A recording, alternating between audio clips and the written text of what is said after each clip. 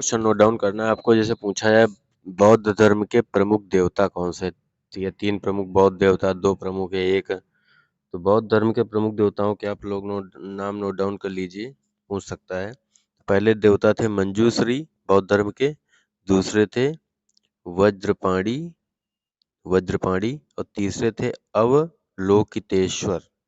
अवलोकितेश्वर ये 3 प्रमुख देवता हैं बौद्ध धर्म के। ये आपको नाम नोट डाउन करने हैं, क्योंकि आपने देखा है पेट का लेवल कुछ भी पूछ सकता किसी एग्जाम में, आप माना नहीं कर सकते भैया हमने पढ़ाई नहीं है। ठीक है, तो आप जानकारी जितनी बढ़ा सकते हैं बढ़ाइए। अगला क्वेश्चन आपको स्क्रीन पे दिख रहा होगा, ये जो लिखा है अपदीपो भव, ये पूरा आप नोट डाउन करके अच्छे से रख लीजिए। ये गौतम बुद्ध जी का लास्ट उपदेश है, यही उनका लास्ट उपदेश है, अंतिम उपदेश है, अपदीपो भव। इसका अर्थ है अपने दीपक स्वयं बनो। ठीक है, ये अंतिम उपदेश है, लास्ट। और ऐसा किंवदंतियों में है, बौद्ध धर्म में भी है कि गौतम बुद्ध को भगवान विष्णु का 9वां अवतार माना जाता है। इसको भी थोड़ा सा लिख लीजिए कहीं साइड में। कुछ क्वेश्चन और लिख लीजिए, 1-2 बच रहे हैं, उसके बाद सीधा आते हैं अच्छे क्वेश्चन। 1-2 और बचेंगे, काम खत्म करते हैं। मैं आपको बता चुका हूँ कि 483 बीसी तक में, ठीक है, पीछे बता चुका हूँ ना, 563 बीसी, 534 बीसी, 528 बीसी, वो सब बता चुका हूँ। तो 483 बीसी में क्या है, परिनिर्वाण है, इनकी डेथ हो गई थी गौतम बुद्ध जी की 80 साल की उम्र में। ठीक है, परिनिर्वाण है कुशीनगर में। और 483 में ही जब इनकी डेथ हुई तो उसी साल पहली बौद्ध संगीत हुई थी, ये आपको याद रखना है। फर्स्ट बौद्ध संगीत कब हुई थी, जब इनकी डेथ हुई थी।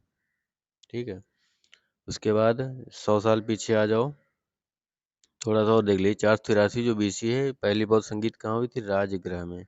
लिखते रहिएगा, राजगृह में पहली हुई बौद्ध संगीत। अभी आगे बताएंगे, कुछ क्वेश्चन रह रहे हैं। मैंने बताया था ना त्रिपिटक वाले वो क्वेश्चन, अभी फिलहाल इसमें ये जो ईयर्स लिख रहा हूँ इसके अकॉर्डिंग देख रहा हूँ। तो 483 में ही इनकी डेथ हुई, 483 बीसी में, और पहली बौद्ध संगीत राजगृह में हुई। ठीक है, दूसरा क्वेश्चन 100 साल पीछे आओ, 483 के बाद, सॉरी 100 साल, तो 383 बीसी, ये आगे जाना होता है बीसी। 483 बीसी, अब 100 साल और आगे गए तो क्या हुआ, दूसरी बौद्ध संगीत हुई, वो कहाँ हुई थी, वैशाली में हुई। ठीक है, अगला 250 बीसी, लिखते रहेंगे। 250 बीसी में, 250 बीसी में पाटलिपुत्र में तीसरी बौद्ध संगीत मानी जाती है, सम्राट अशोक के समय में, सम्राट अशोक के समय में। ठीक है,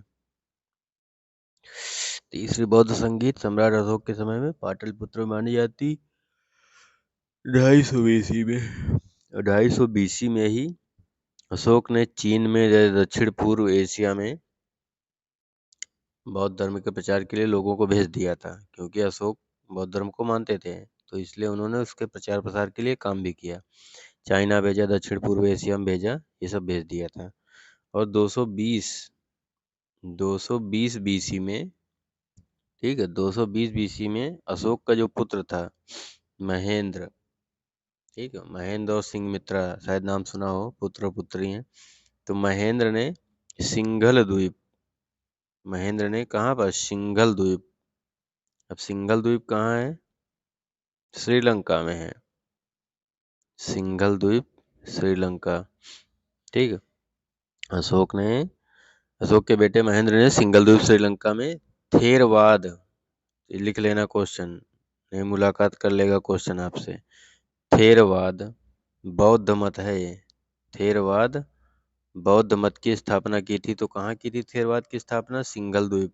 सिंघल द्वीप कहाँ है, श्रीलंका में है। किसने की थी, महेंद्र ने की थी। महेंद्र कौन था, अशोक का पुत्र था। कब की थी, 220 बीसी। ठीक बता रहा हूँ। अगला है ईयर के हिसाब से क्लासिफिकेशन में 29 बीसी। 29 बीसी में सिंघली अनुश्रुत के अनुसार, ठीक है, सिंघली अनुश्रुत के अनुसार राजा वट्टगामिणी, ध्यान से लिखिएगा, राजा वट्टगामिणी, वट्टगामिनी या गामिणी, क्या किया इन्होंने, राजा वट्टगामिणी के राज्यकाल में त्रिपिटकों की रचना हुई थी। ठीक है, 29 बीसी से 17 बीसी के बीच में, ऐसा माना जाता है। तो 29 बीसी से 17 बीसी के बीच में राजा वट्टगामिणी के राज्यकाल या कार्यकाल के दौरान ही त्रिपिटकों की रचना हुई थी, ऐसा माना जाता है सिंघली इतिहास के अनुसार। ये बात जरूर लिख लीजिएगा। बौद्ध संगीतों से जो भी क्वेश्चन बन सकते हैं सब इसी में समेटा के ध्यान से देखिए।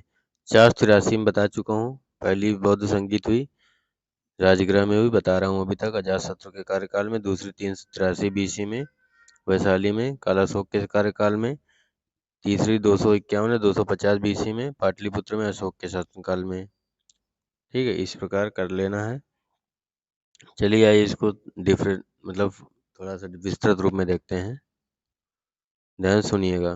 पहली बौद्ध संगीत जो से जो क्वेश्चन बन रहा है तो वो अच्छे क्वेश्चन ध्यान सुनिएगा।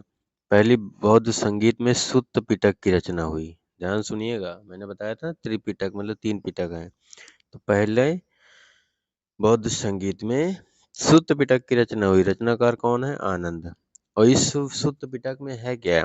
इस सुत्त पिटक में भगवान बुद्ध की शिक्षाएं और जीवन की घटनाएं मिलती हैं। ये बात नोट डाउन अच्छे से कर लीजिए, ठीक है। भगवान बुद्ध की शिक्षाएं और जीवन की घटनाएं मिलती हैं सुत्त पिटक के खुद्दक निकाय में। बहुत ही इंपॉर्टेंट क्वेश्चन है, ध्यान से पढ़िएगा, ठीक है।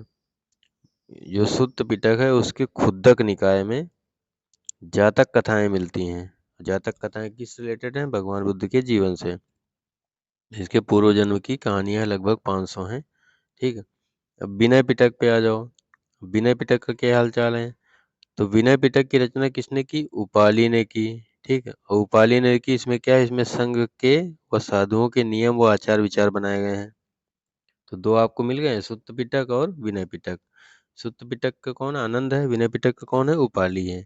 सुत्त पिटक में क्या है? भगवान बुद्ध की शिक्षाएं और जीवन की घटनाएं हैं। तो विनय पिटक में क्या है?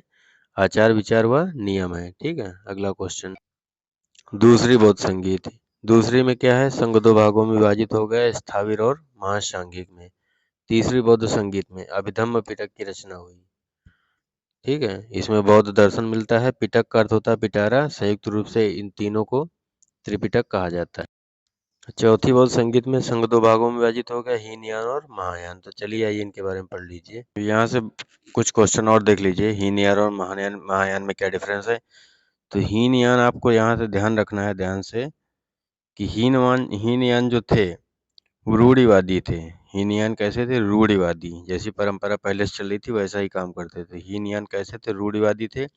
जबकि महायान सुधारवादी थे। हीनयान अब रूढ़िवादी हैं तो बुद्ध को ही महापुरुष मानेंगे, और महायान भगवान बुद्ध को ईश्वर मानने लगे थे। हीनयान जैसा पहले था देवी देवताओं को नहीं मानते थे, और महायान में देवी देवताओं को मानते थे। प्रज्ञा की देवी किसको माना गया? तारा को माना गया। हीनयान पूजा नहीं करते थे, महायान पूजा करते थे। चेंजिंग हो गई इसमें।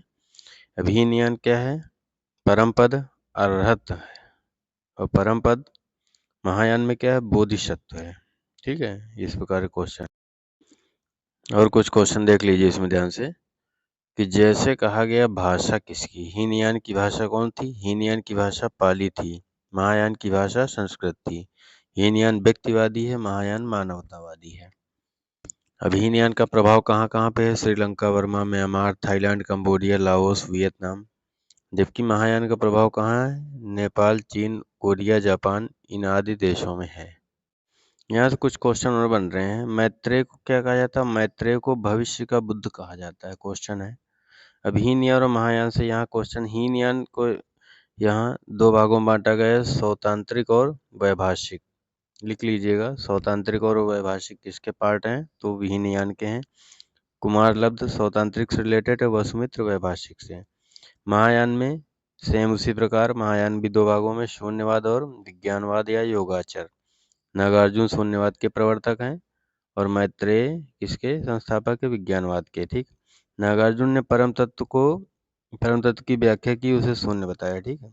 अर्थात उसे व्याख्या नहीं की जा सकती, ये उन्होंने बताया। बन रहे हैं और क्वेश्चन है, जैसे नागार्जुन ने सापेक्षिकता का सिद्धांत दिया। नागार्जुन को ही भारत का आइंस्टीन कहा जाता है, ठीक है। शंकराचार्य को प्रच्छन्न बौद्ध कहा जाता है। ये सब क्वेश्चन है, इनको लिख लीजिएगा। आगे और कुछ क्वेश्चन हल्के फुल्के हैं, बाकी काम खत्म हो रहा है। बौद्ध धर्म में जो पूजा घर होते हैं उनको चैत्य कहा जाता है। और भगवान बुद्ध ने मध्यम मार्ग का प्रतिपादन किया, जो अत्यंत ही व्यावहारिक है। ये क्वेश्चन नोट डाउन करिए, ये चैत्य वाला नोट डाउन करिए, ठीक है। अगला क्वेश्चन है, अजंता एलोरा बाघ, अजंता की गुफाएं, एलोरा गुफाएं, बाघ गुफाएं आदि में बौद्ध धर्म से संबंधित चित्र मिलते हैं। नालंदा और तक्षशिला विश्वविद्यालय विकसित हुए उस समय, जो शिक्षा के बड़े केंद्र बने हैं, ठीक है। बौद्ध धर्म की शिक्षा प्राप्त करने हेतु फहियान और होनसांग जैसे विदेशी यात्री भारत आए। आप सोच रहे होंगे, अगर बौद्ध धर्म इतना अच्छा चल रहा था, इतने दिन चला है, तो फिर इसका पतन का कारण क्या है? तो पतन का कारण जान लीजिए। बौद्ध धर्म में अनेकानेक शाखाएं विभाजित हो गई, जैसा कि आपको अभी बताया, हीनयान, महायान, फिर उसमें शून्यवाद, विज्ञानवाद, योगवाद, तो सब इसी प्रकार चेंज होता चला गया। तो अनेकानेक शाखाएं विभाजित हो गई, तो फूट पड़ गई। अब फूट जहाँ पड़ जाती है वो तो आप जान ही रहे हैं, धीरे धीरे काम खत्म हो जाता है। खिलजी ने नालंदा एवं विक्रमशिला विश्वविद्यालय को जलाकर नष्ट कर दिया था, ये भी याद रखना। और बताया गया बौद्ध धर्म से यहाँ पढ़ाया जाता था। राजकीय संरक्षण का अभाव हो गया, कोई राजा ने अपनाया नहीं। ब्राह्मणों ने अपने धर्म में सुधारवादी आंदोलन चलाया, सब अलग अलग अपना करते रहे, सब लिख लीजिए।